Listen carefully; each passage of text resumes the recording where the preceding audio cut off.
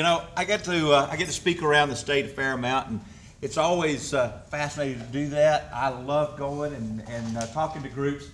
It's a little bit intimidating speaking in front of a crowd in your hometown where your mom grew up, and where you grew up, and where your mom and dad have friends, and where you're married to Debbie, who is from the Abercrombies, and everybody in town knows the Abercrombies. So y'all help me out here a little bit on that. I'm excited to be here. Maybe I won't take all 30 minutes unless I just get really wound up. I come from a long line of Baptist preachers, so sometimes it can get a little bit dangerous when you give me a podium, a suit, and chicken. So we're in trouble. But let me talk to you a little bit about downtowns. And that's what we're here about tonight, is to celebrate success stories in downtowns. And I'm going to spend some time talking about some of the investments and some of the dividends that have paid off for us as we've gone around, as we live and work and play and make our lives in this state. What does a city mean to us? And I've pulled together some statistics, so I hope y'all will excuse me if I read a little bit, because I'm not the world's best at remembering numbers. But investments in downtown development have paid some of those dividends. Since 1980, in cities of less than 50,000, which pretty much includes Douglasville, the Georgia Better Hometown and the Georgia Main Street cities have produced 9,700 plus new businesses. They have produced over 49,000 new jobs, and between the cities and the businesses have created an investment in those towns of more than $2.7 billion. That's a pretty darn good reason to support downtowns, and that's not just what it's about the heart and soul of cities, really. When you start looking at that downtown component, cities are important as the places where Georgians work, play, and shop, and they're also valuable in our quality of life. But more important than being just valuable as for us in our quality of life is that they're valuable because of the economic performance that happens in cities. You know, the importance of cities is really not up for debate. Let me run through a few of these statistics that I've got for you here, and we can examine those a little bit more closely. Georgia cities make up just over 7% of the state's land area, yet they carry services for about 41% of the state's population. That's those that live there and those that visit in, come into the cities, commute in from the unincorporated areas, and all those visitors that come in and celebrate the great functions that happen at the plaza out here. 39% of the assessed property value in the state is located in cities. Remember, that's 7% of the surface area, 39% of the assessed value. Cities are home to 57% of the commercial property in the state. Cities are home to 46% of the industrial property in the state. Now, over the last couple of years, I'm not sure how these numbers have stacked up, because there hadn't been a whole lot of growth in the state, to be honest with you. But cities between 2000 and 2007 have grown at a rate of have grown 31%. The rest of the state has grown 18% from 2000 to 2007. Cities really make a difference in our lives. Estimates are that the population in Georgia cities increases during the daytime, which means people are coming here to work, by 34%. Now, Mr. Mayor, you still have to provide water for those people that are here. You still have to provide sewer, fire, and police protection for those people that are coming into those cities, plus your residents.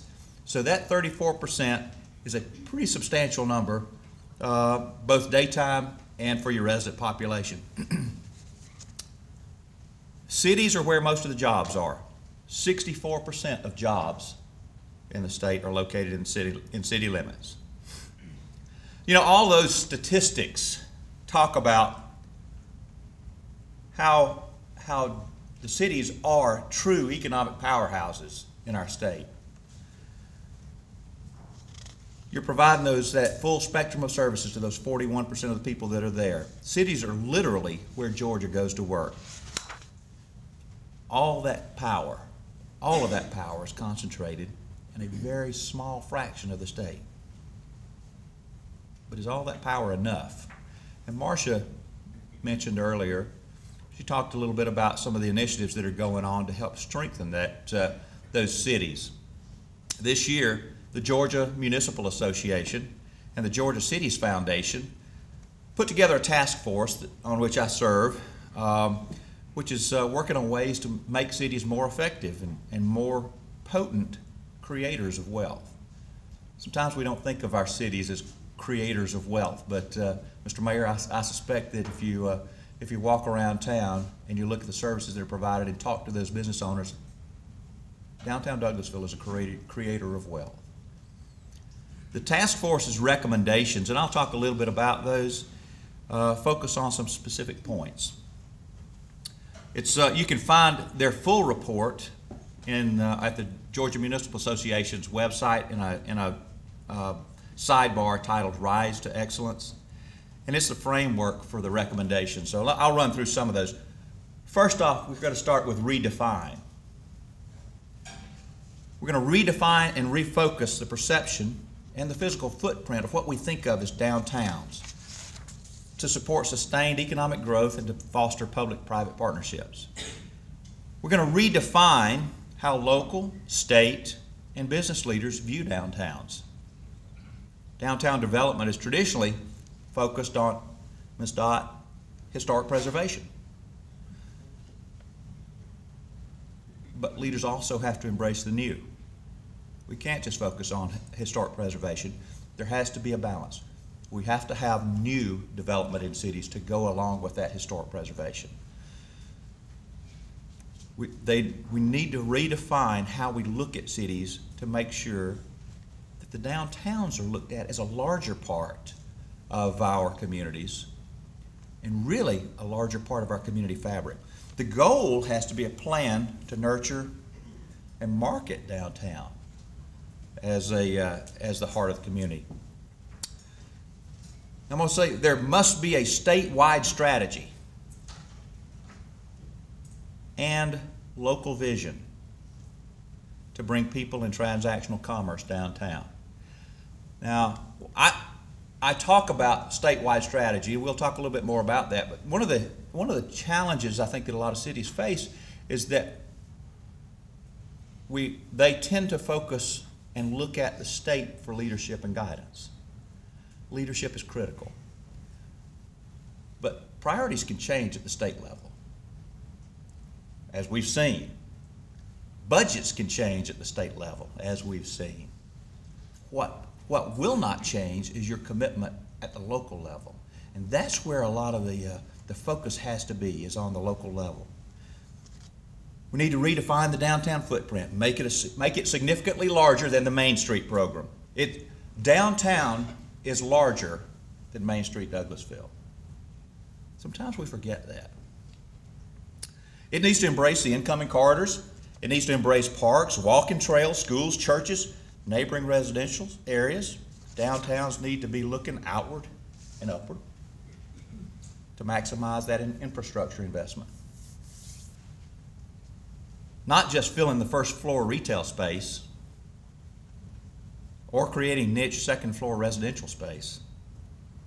The new economic drivers, we need to redefine what those new economic drivers are and reach out to capture the intellectual capital that we have around us.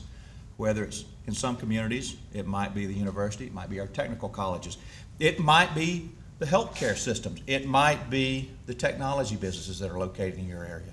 But we've got to figure out ways to reach out and tap into that intellectual capital. Invest. We've got to figure out ways to invest in our downtowns. We've got to invest in the broad leadership base of downtowns to promote sustained economic growth and to foster that public-private partnership. We've got to invest in sustained planning and training and technical assistance to build local capacity.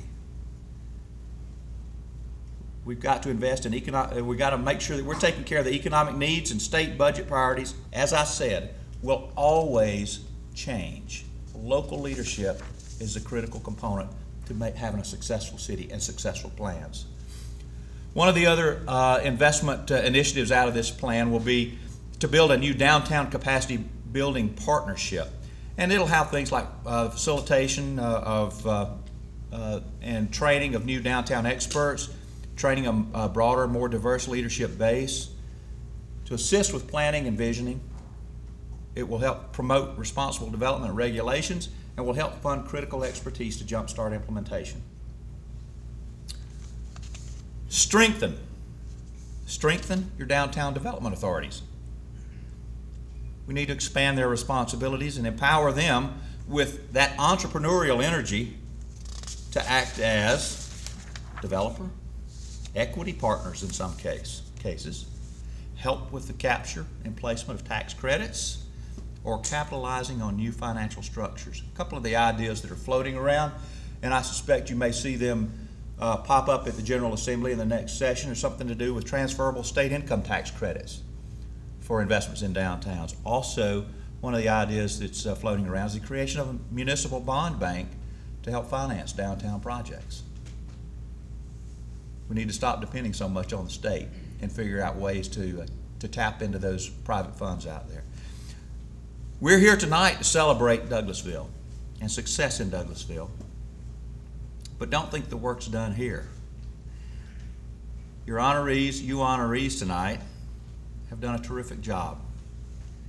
But we've got roughly 31,000 people here in Douglasville. We've got a 13% unemployment rate.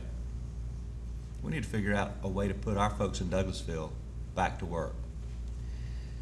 Now, I'm going to show something that we use at Georgia Power. This is what we call our community and economic development pyramid, and we've developed this through the years. It was actually, and John will appreciate this. Do you remember Jack Talley? Jack Talley was the vice president of our organization several years ago, and the legend is that Jack Talley came up with this pyramid on the back of a cocktail napkin one night. And if you knew Jack Talley, that certainly is more likely true than not. But as you see, I talked about leadership earlier. Leadership is the foundation of all that's going to happen good in a city. And that's what you folks are here tonight. From that leadership, you can develop your strategies. You can develop those services that provide the infrastructure. You can provide the infrastructure if you know where you're going. Everybody always wants to start up here at Rewards. They want to sell that building out here on Main Street. They want to get that old vacant building up and running. They want to clear off that lot down at the end of Main Street and have it turned into a productive park. They want to sell somebody to come in and buy that building. I'm sorry to tell you, no matter how bad you want it, it doesn't work. You won't get there until you start here. Anybody familiar with the city of Smyrna? Smyrna has been awarded the Urban Land Institute's one of their most prestigious awards for redevelopment of a downtown. It was about 8 or 9 years ago when they received that award. The challenge there is that everybody wants to be there and celebrate when they get that award. What happened, though, in Smyrna is that the leadership decided 25 years before then that they had a vision and they had a direction that they were going to go. Community development is a long-term, hard, kind of gut-wrenching, grinding business. They developed a strategy. And not only did they develop it, they actually decided to implement it. And they pressed forward with it for 20 years. They developed all the services. They developed all the buildings down there. They got rid of the old stuff that wasn't useful, that nobody was using. They went into making sure that what they had went to where they wanted to be. Now we kind of think about this, and that you heard earlier, I was the community development manager. All this hard, non-glorious work down here is what we think of as community development. The glorious work is what my partner, Tal Wright, does. They're the ones that get to show up and bring that new business in, and you know, the NCRs of the world and the Porsches that's going to locate down near the airport in Atlanta, and they get to show those sites that all these community developers have worked on all those years, and hopefully they'll sell those, and they will bring in those tax dollars that we're all looking for, and they'll bring in those jobs so that those 13% of people can go to work. Let me tell you a little bit about Milledgeville. Anybody been to Milledgeville? Gorgeous little town. Milledgeville's having some problems these days. You know, the state hospital's closed down. They've had a couple of prisons closed down. That's a big part of their business. Remember that part I said about state budget priorities change? Go talk to the folks in Milledgeville. They know about state budget priorities changing. But let me tell you about them. They're one of our more successful Main Street communities. They have dedicated leadership focused on downtown development. Leadership from both public, that's the city, and the private sector. Their strategy, and remember, this is their strategy. This isn't Georgia Power's strategy. This isn't the Department of Community Affairs strategy. This isn't Georgia Municipal Association strategy. This is the strategy developed in Milledgeville for Milledgeville. Their strategy was to focus on collaboration with Georgia College and State University, which is basically located right there in downtown Milledgeville. GCSU started their long-range plan, shared their long-range plan with the city and the private sector. And basically what happened was that the city and the business community decided, great ideas, let's see if we can't capitalize on that. Basically, they developed their plan from the university's plan. Years ago, back in the 80s, doesn't seem like the 80s is that long ago, does it, Deb? Back in the 80s, it really wasn't the case. In the 80s, Milledgeville looked pretty bad. A lot of empty buildings, a lot of vacant retail, a lot of vacant spaces. Kind of something like what I sort of remember here in Douglasville. This was not the case today. Where there were a significant number of empty buildings in downtown, see if any of this sounds familiar. There were a lot of empty buildings as all commercial had moved out to the mall and north along Highway 441 corridor. Today, there are restaurants and there's retail in downtown and there's almost no empty buildings, even with all of those changes that they've made at the state. The downtown group successfully worked with the university, with the Georgia Technology Authority, with the Knight Foundation, and they've developed something even called the Digital Bridges. That's a business incubator and a technology training center in downtown. Digital Bridges provides a conference center, software, technology training, and all kinds of services to meet the needs of Baldwin County's businesses and citizens. The university has renovated several properties downtown, but more importantly, private businesses renovated a lot of those businesses downtown. There are a number of lofts downtown. Expand your ideas about your downtown development. Residential lofts. All of them are full. They're actually developing putting together another planned development of lofts. You know, what a success story.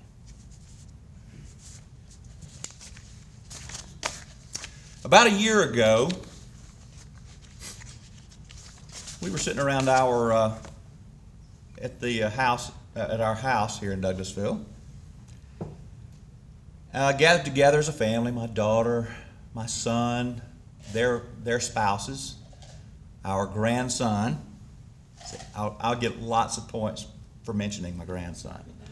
Our grandson was there, and our daughter was, we had an old chest in our basement. Our daughter decided she was going to paint that and turn it into a toy chest for our grandson.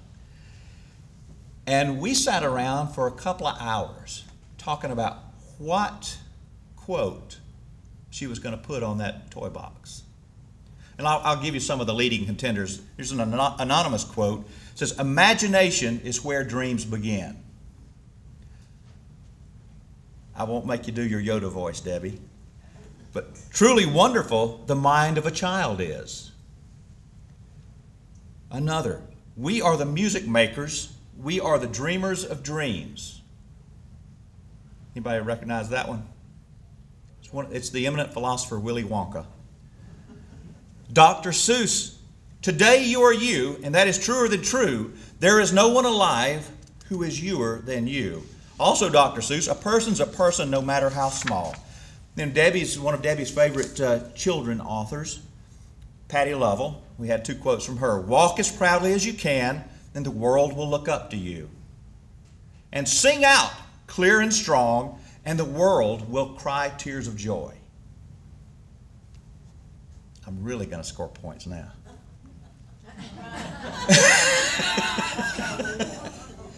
Meet Jack. That's the most important thing that we have here today. But you can see, "We are the music makers. We are the dreamers of dreams" was the winner.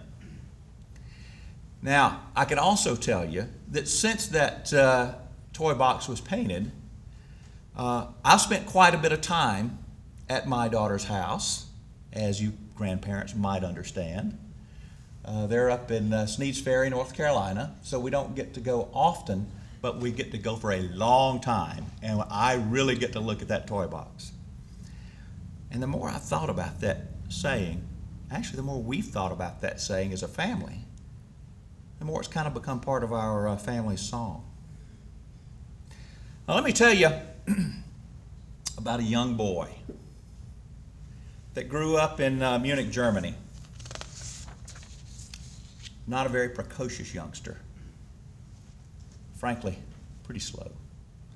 As a matter of fact, he didn't learn to speak till he was almost 4. He was always daydreaming. As a matter of fact, this young man, clearly they were not very politically correct in Munich in those days. He was known, because he was so slow, as the dopey one. He got kicked out of school. He finally graduated from school at age 17. But he couldn't get into the university of his choice. So he wound up being accepted into a 4-year mathematics and teaching program at Polytechnic in Zurich, Switzerland.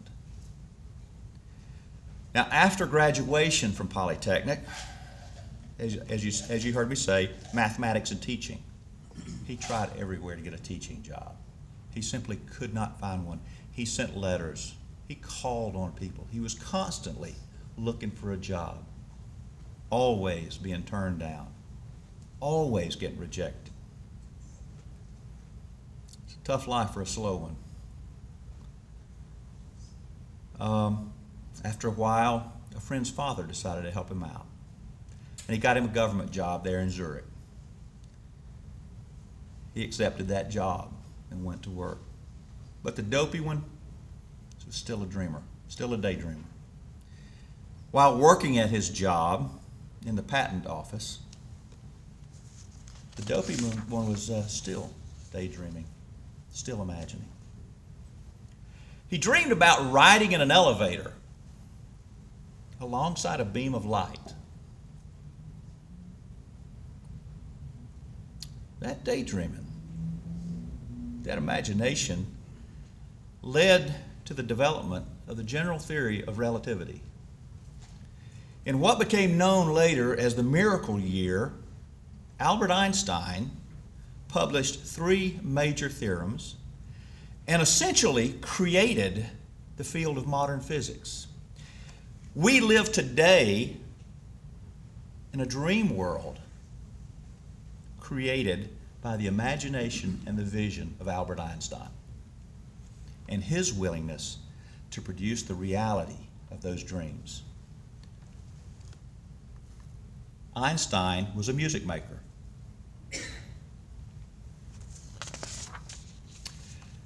When I walked in here this evening, I took a look around my hometown. I looked over at Mr. Boggs' old drugstore, the store where my dad was able to get medicine for my sister in the middle of the night, because Mr. Boggs knew how important it was to a dad to take care of his little girl. Only today, it's not B&W drugs. You know, they went in and they ripped the wood out of B&W. They gutted the store where so many people had come to get well. Someone sinister showed up in town. Someone with crazy ideas. Someone with a crazy imagination. Someone with a dream. Some crazy dreamer looked at an old, dilapidated building and saw a future.